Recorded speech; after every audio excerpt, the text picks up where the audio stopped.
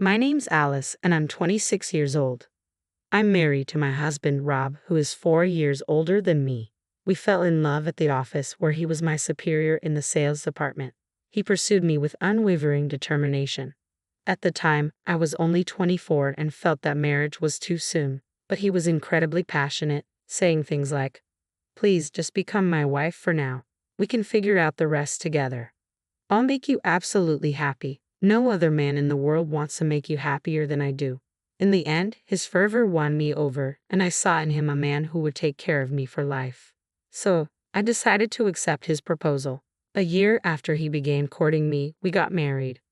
Now, we're celebrating our first year of marital bliss.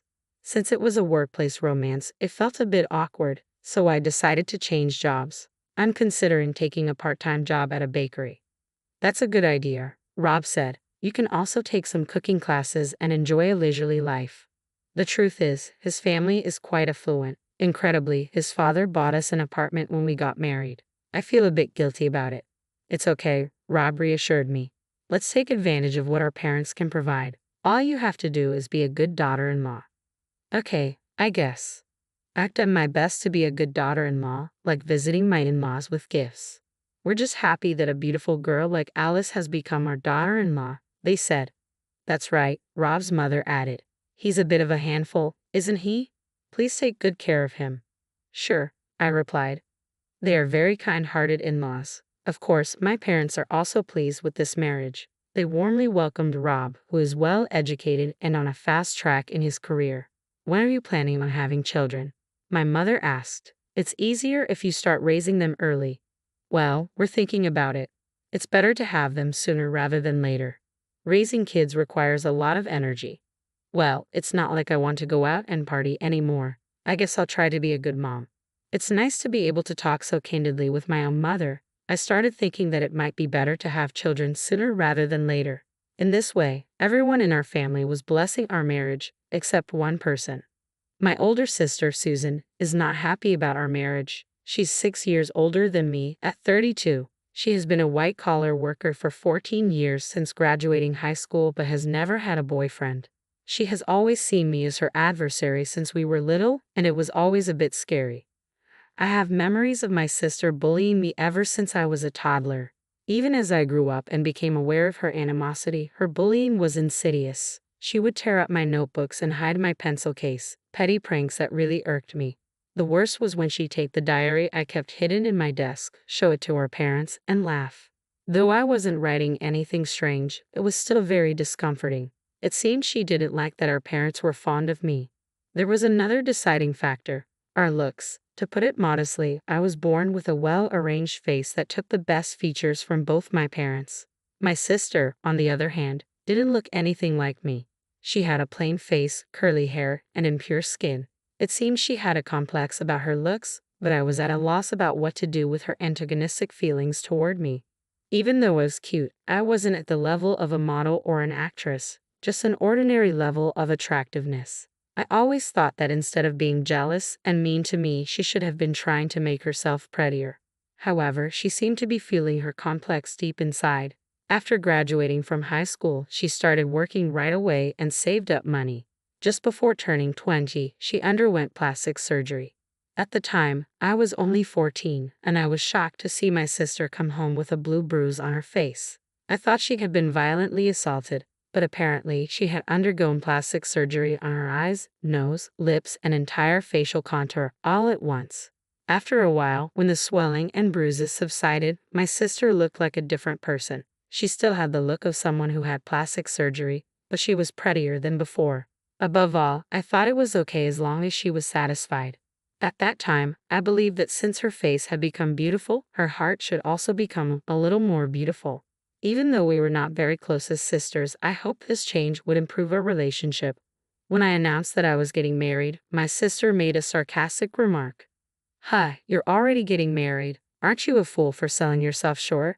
Once again, I realized that we would never get along. After my wedding, it seemed she had undergone more plastic surgery. Her skin was unnaturally shiny, and her eyes appeared even more double-lidded. Only she knew whether she felt improved or not. Despite our strained relationship, my sister started visiting my house frequently, sometimes even staying over. Sis, what's up? What's wrong?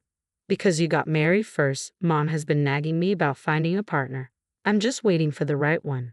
I see. So, it's uncomfortable at home because of me, and now you want to stay here. She even brought her personal belongings with her. It was too forceful and annoying, but I couldn't just kick her out. I assumed she wouldn't visit often since she didn't like me much, but she started coming over at least once a week, sometimes even 2 or 3 times a week. It was becoming a real nuisance. We began having strange living patterns, like having dinner with my husband and her, and drinking together when she brought alcohol at night. I wasn't having much fun, and her presence creeped me out.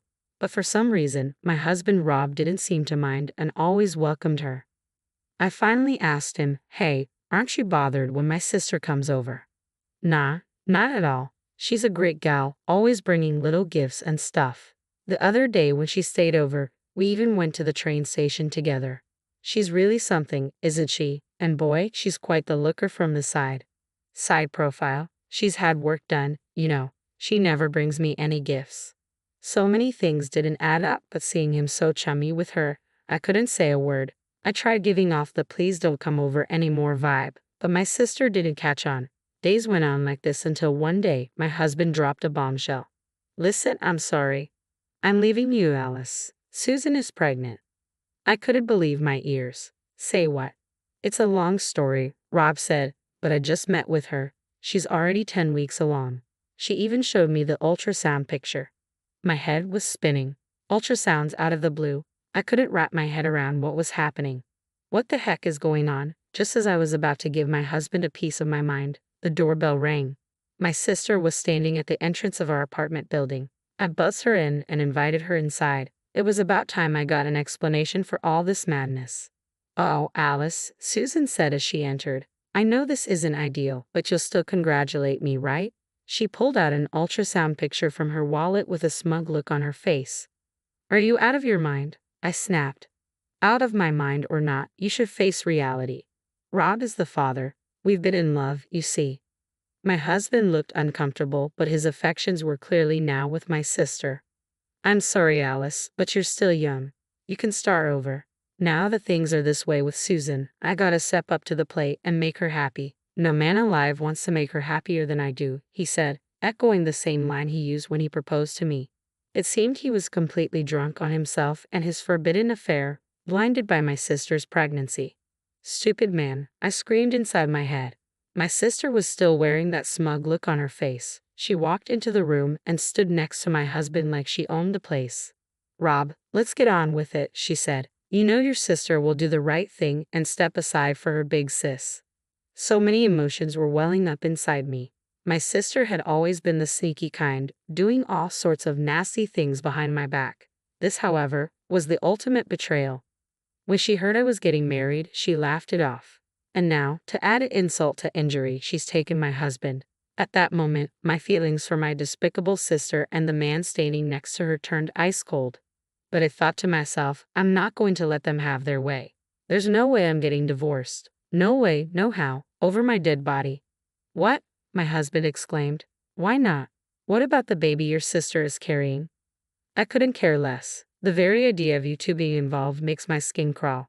So he had been seeing her and had the nerve to come and hang out in my room, and the three of us had been breaking bread together. I was beginning to think he was doing it just to tick me off more than anything.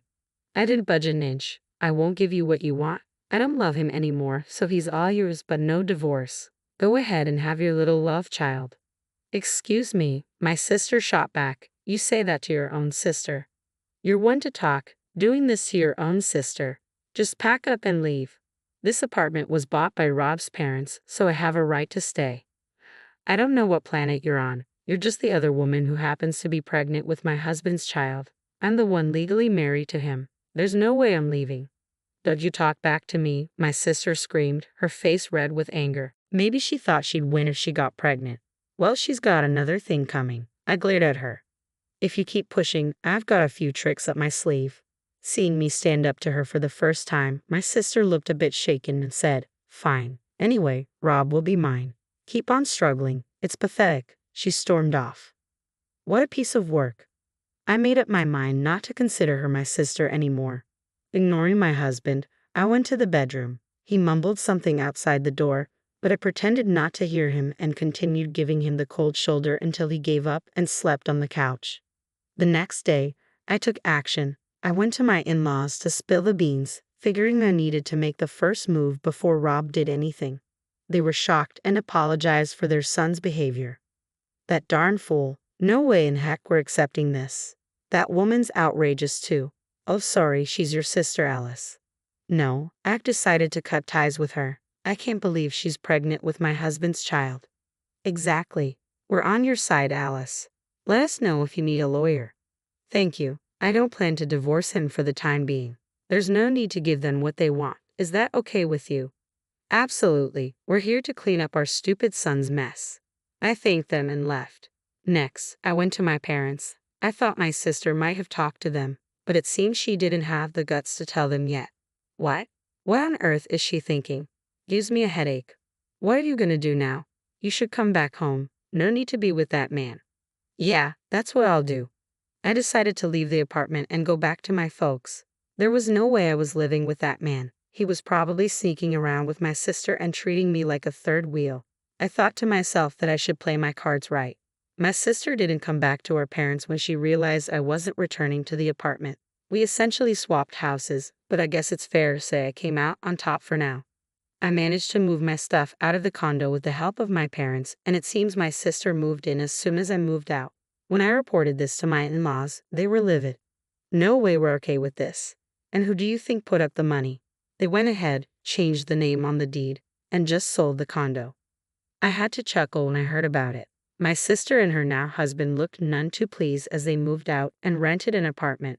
As for me, my husband kept begging me with tears in his eyes, saying, "Please agree to the divorce. We have a baby on the way. Do you want to make your sister a single mom?" I was adamant. I won't agree to a divorce. That's final, and I didn't budge. He threatened legal action, but I said, "Go ahead, make my day." To ensure he didn't file for divorce behind my back, I put in a request to reject any divorce papers. If the other woman had been a stranger, maybe I wouldn't have been so stubborn. But since it was my sister, I knew they'd flaunt the baby to my in-laws and parents, making it impossible to sever ties like you can with strangers. I endured a wicked woman who thought everything would be fine as long as she had a child. I knew I wouldn't move on and find someone else just like that, so I planned to drag this out as long as possible without officially splitting. Then I decided to make a triumphant return to the same workplace as my husband. I reached out to our mutual boss, explained everything, and got my job back. Tough break, but you're still young. You'll bounce back, my colleague said, cheering me on. Since I blabbed to everyone at work about what my husband did, he got the cold shoulder from everyone.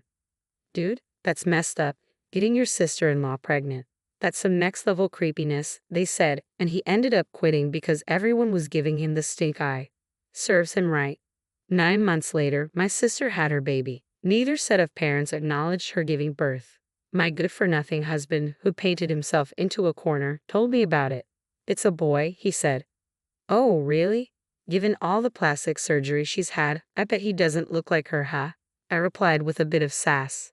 "Wait, what? Plastic surgery? What do you mean?" he asked. But I just said, "Who knows?" and hung up. Turns out my sister, let's call her Susan, ended up having Rob's child without marrying him. They're living together now, but at the end of the day, they're just two unrelated people. She's not even really a common-law wife. It's pathetic that two grown-ups who can't get their parents' blessing are living together and having a kid. What's more, he can't find a job. My sister, who's got a nasty streak, is apparently complaining nonstop because things aren't going her way, and he's so frazzled he can't get hired anywhere. My sister quit her job when she had the baby, and now the two of them are living by draining their savings. But even if they manage to live somewhat normally, cold stares from both sets of parents await them, along with a life where they are whispered about behind their backs by society. I wonder if my sister really liked that husband of hers. Did she do all this just to get at me? If so, I think she's kind of pitiful. We're estranged now, so it doesn't matter to me anyway. As for me, I am finally thinking of giving my good-for-nothing husband the boot. I'm going to go through a lawyer to make sure to claim alimony, and I think it's time for me to get ready for the next chapter in my life. I'm glad I didn't just hand over the role of being his wife when he was over the moon. If I had done that, I'd regret it for the rest of my life. This past year has been really tough, but I'm going to forget all that and move forward.